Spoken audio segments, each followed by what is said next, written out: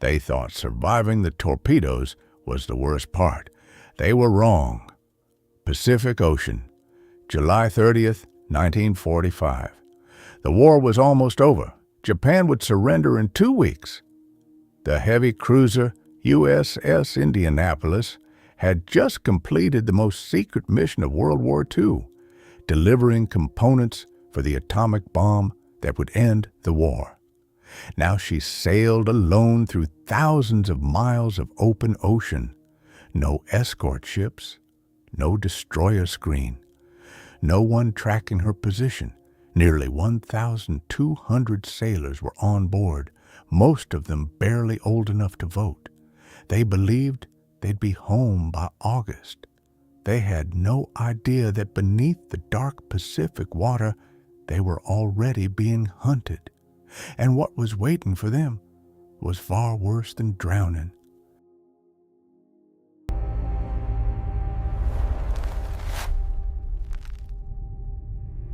Signalman third class Jack Turner stood watch on the bridge wing, letting the warm night breeze wash over him. 19 years old, farm kid from Iowa. He'd joined the Navy to see the world, ended up seeing more combat than most men twice his age. But tonight felt different, peaceful. The Indianapolis cut through calm water under a sky full of stars. No alerts, no battle stations, just the steady rhythm of the engines and the splash of the ball wave.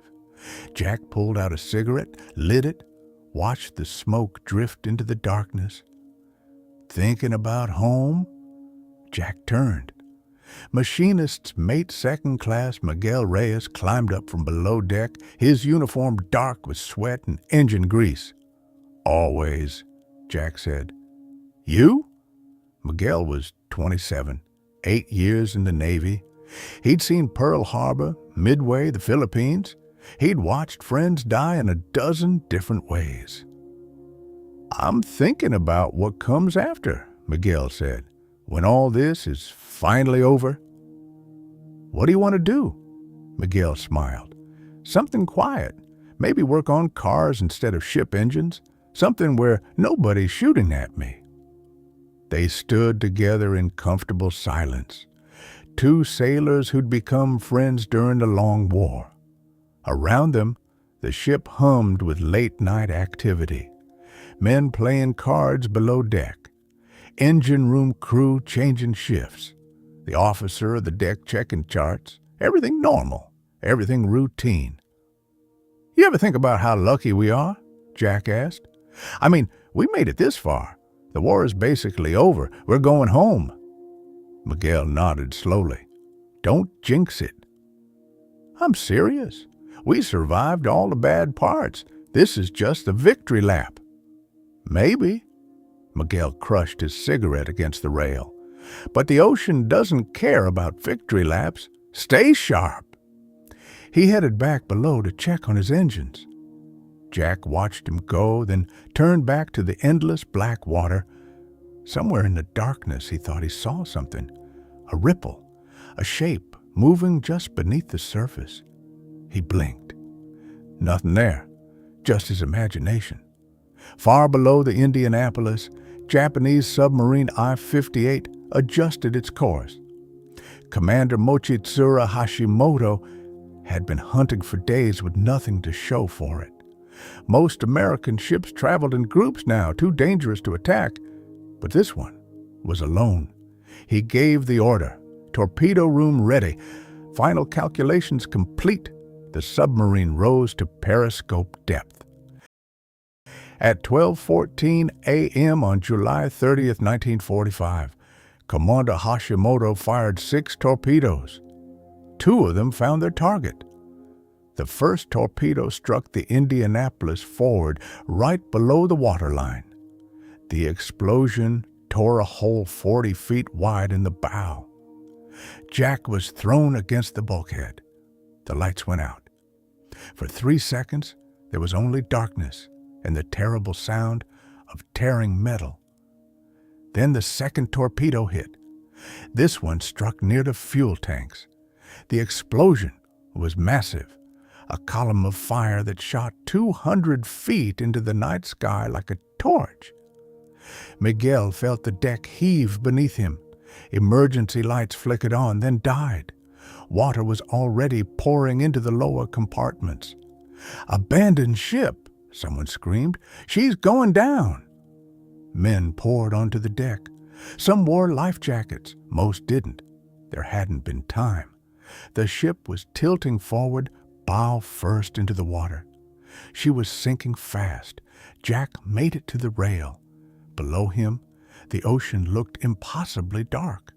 Behind him, flames were spreading across the deck. No choice. He jumped. The water hit him like a wall, cold, black. He surfaced, gasping, swam away from the dying ship as fast as he could.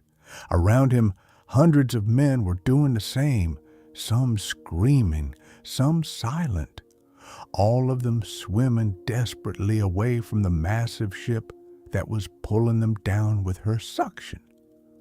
Miguel emerged from below deck just as the ship's forward section went under.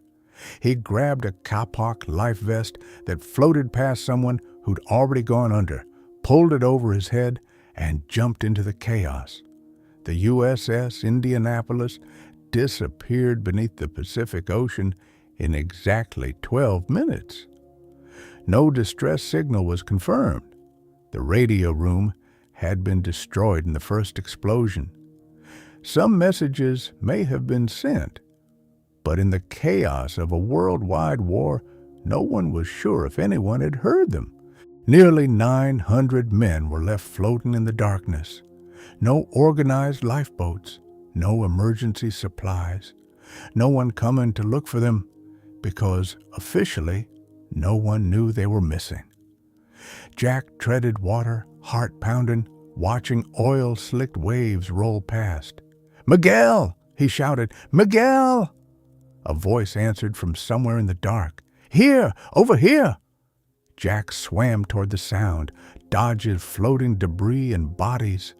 He found Miguel 20 yards away, the kapok vest keeping him afloat, his face streaked with oil. "You hurt?" Jack gasped.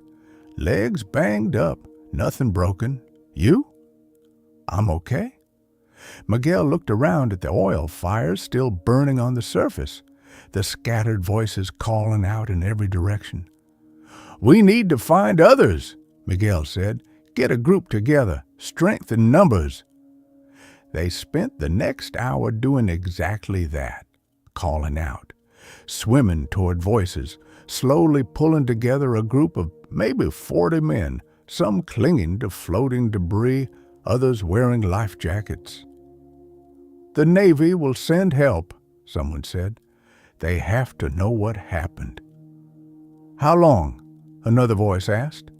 No one had an answer.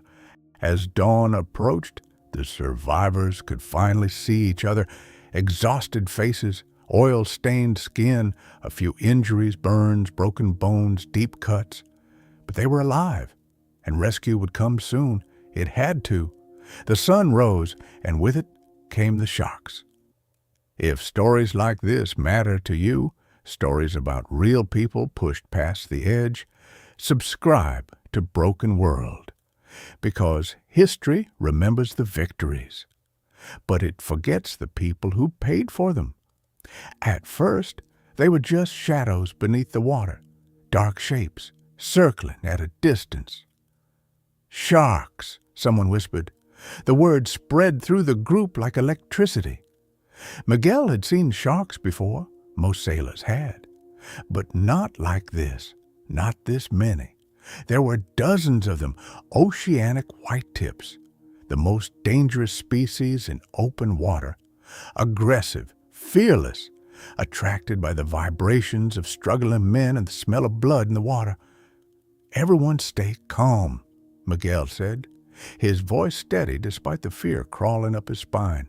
"Stay in the group. Don't splash. Don't panic." For a while, the sharks just circled, observing, waiting. They weren't hunting randomly anymore. They were learning. Then one of the men on the edge of the group, a young sailor, maybe 18, started screaming. I can't do this. I can't stay out here." He began swimming away from the group, thrashing through the water. "Don't!" Miguel shouted. "Stay with us." But the kid kept swimming. Panic had taken over. The sharks moved, fast, efficient. There was a splash, a scream that cut off suddenly, then nothing. The group went silent. Jack felt his stomach twist. Did that just... "Stay close," Miguel interrupted. "Everyone, right now, get tight together." The survivors pressed in, forming a compact cluster. The sharks continued circling, but they seemed less interested in the group than in isolated targets. The next attack came an hour later, then another. Always someone on the edge, always someone who drifted away or started swimming alone. By noon, the group had lost 6 men, and the real torture hadn't even started yet. The sun became their worst enemy. It beat down on them hour after hour with no relief, no shade, no escape. Skin blistered, lips cracked and bled, eyes swelled nearly shut from the glare off the water. "I'm so thirsty," someone moaned. "Don't drink the seawater," Miguel said for the 100th time. "It'll kill you faster than the thirst." But as the hours turned into a full day, and then a second day, men started breaking. Jack watched a sailor nearby cup his hands, bring salt water to his mouth, and drink deep. "Don't," Jack said. Too late. The man drank and drank, desperate for relief. Within hours, he was hallucinating, seeing things that weren't there. By the second night, he was dead. Others followed. The salt water drove them mad. Some thought they saw land and swam toward it until they disappeared. Others claimed there was fresh water just below the surface and dove down, never coming back up. As the days dragged on, the ocean stopped being the enemy. Their own minds became the real threat. By the third day, survival wasn't about strength anymore. It was about whether your mind gave up before your body did. Jack felt his own mind starting to slip. The exhaustion, the thirst, the constant terror of what moved beneath him, it was too much. "I can't feel my legs anymore," he said. His voice was barely audible. "Miguel, I think I'm done." Miguel turned to him. His lips were cracked and bleeding, his eyes so swollen they were nearly shut. But when he spoke, there was steel underneath the exhaustion. "Look at me." Jack forced his eyes open. "You're not done.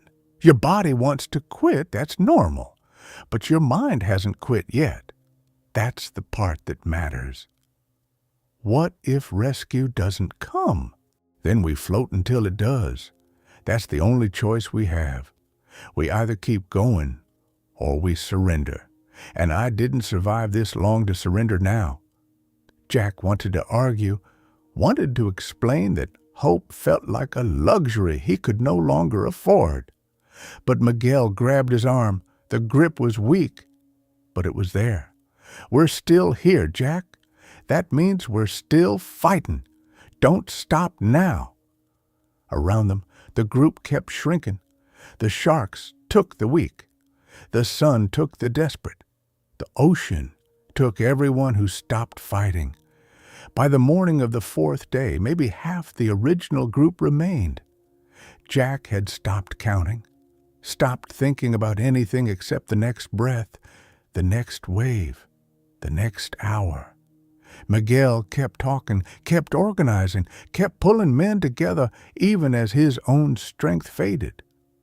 "Tell me about Iowa," he said to Jack. "Tell me what you're going to do when you get home." Jack's voice was barely a whisper.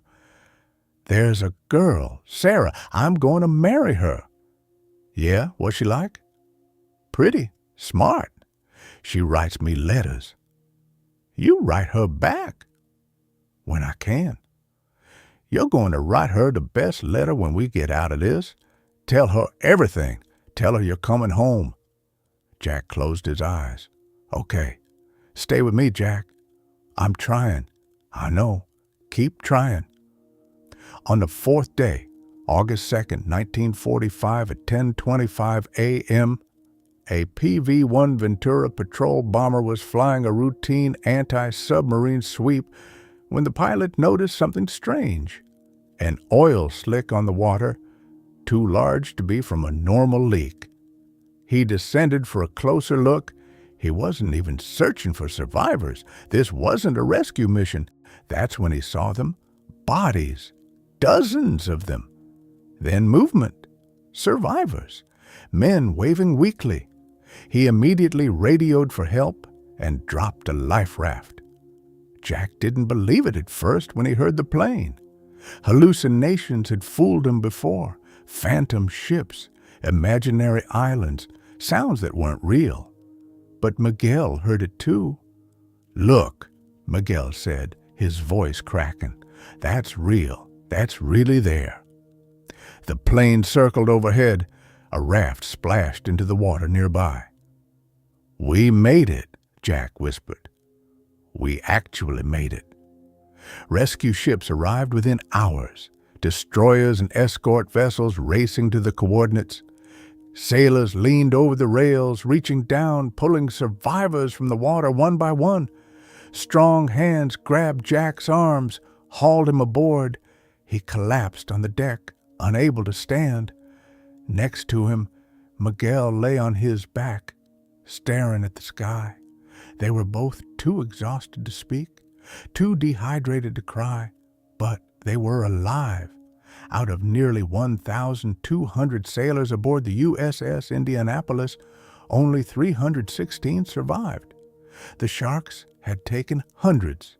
Dehydration and exposure had taken hundreds more, but Jack Turner and Miguel Reyes were among the 316. The survivors were taken to hospitals on Guam and Peleliu. Most were severely dehydrated, sunburned, and traumatized.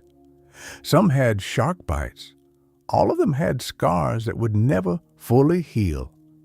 Jack spent 2 weeks in the hospital before he was strong enough to write to Sarah. He told her everything. The torpedoes, the ocean, the sharks. Miguel's refusal to let him give up. He told her he was coming home. He told her he wanted to marry her as soon as possible. Miguel recovered more slowly. The saltwater ulcers on his skin became infected. He developed pneumonia from the exposure, but he survived. When they were finally released, the Navy gave them 30 days of leave.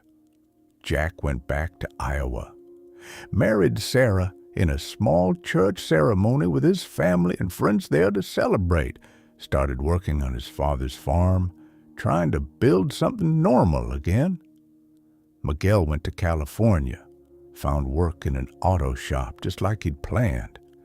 They exchanged a few letters that first year, careful words about weather and work. Neither of them knew how to write about what really happened.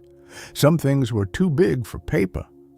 Eventually, the letters stopped, not from anger or distance, but because they'd said everything that could be said. The dreams, though, those never stopped. The sound of water at night, the shadows that moved beneath the surface, the voices that went silent one by one, they carried those alone. The Navy held an inquiry.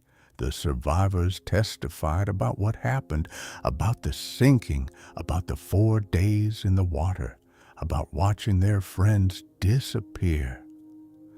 Then came the court-martial. Captain Charles McVeigh, commander of the Indianapolis, was charged with failing to zigzag, a defensive maneuver that might have prevented the submarine attack. It was controversial, unjust, many said. McVeigh had been following orders. The Navy had sent his ship through dangerous waters without escort. They'd failed to report the ship missing. But someone had to take the blame. McVeigh was convicted, his career destroyed. The guilt and public shame haunted him for the rest of his life. In 1968, he died by suicide. It took until the year 2000, 55 years after the sinking, for the U.S. Congress to officially exonerate him. As for why the disaster was forgotten, 6 days after the Indianapolis sank, the United States dropped an atomic bomb on Hiroshima, the same bomb the Indianapolis had helped deliver. 3 days after that, a second bomb fell on Nagasaki. On August 15th, Japan surrendered. The war was over. In the chaos and celebration of victory, a sunken cruiser and 900 dead sailors became a footnote. The newspapers barely mentioned it. The public never knew the full story. History moved on. The USS Indianapolis sinking killed more American sailors than any other naval disaster in history, more than Pearl Harbor's Arizona, more than any submarine loss, more than any battle. But most Americans have never heard of it. History remembers the atomic bombs, the surrender ceremony, the victory parades, but it forgets the men who spent 4 days fighting to survive in the water, men who'd already won the war, but still had to prove they deserved to live through it. Miguel Reyes made a choice in that water. When Jack Turner started to slip away, not from sharks or exhaustion, but from the simple belief that surviving mattered anymore, Miguel chose not to allow it. Not with grand speeches, not with heroic gestures, just with presence, with refusal, with the steady insistence that giving up wasn't an option they had. There are no statues for that kind of courage, no plaques, no ceremonies, just two men who came home because one of them decided that both of them would. Sometimes the greatest acts of courage happen when no one is watching. Sometimes survival isn't heroic. It's just the decision not to disappear. Subscribe to Broken World for more stories history forgets.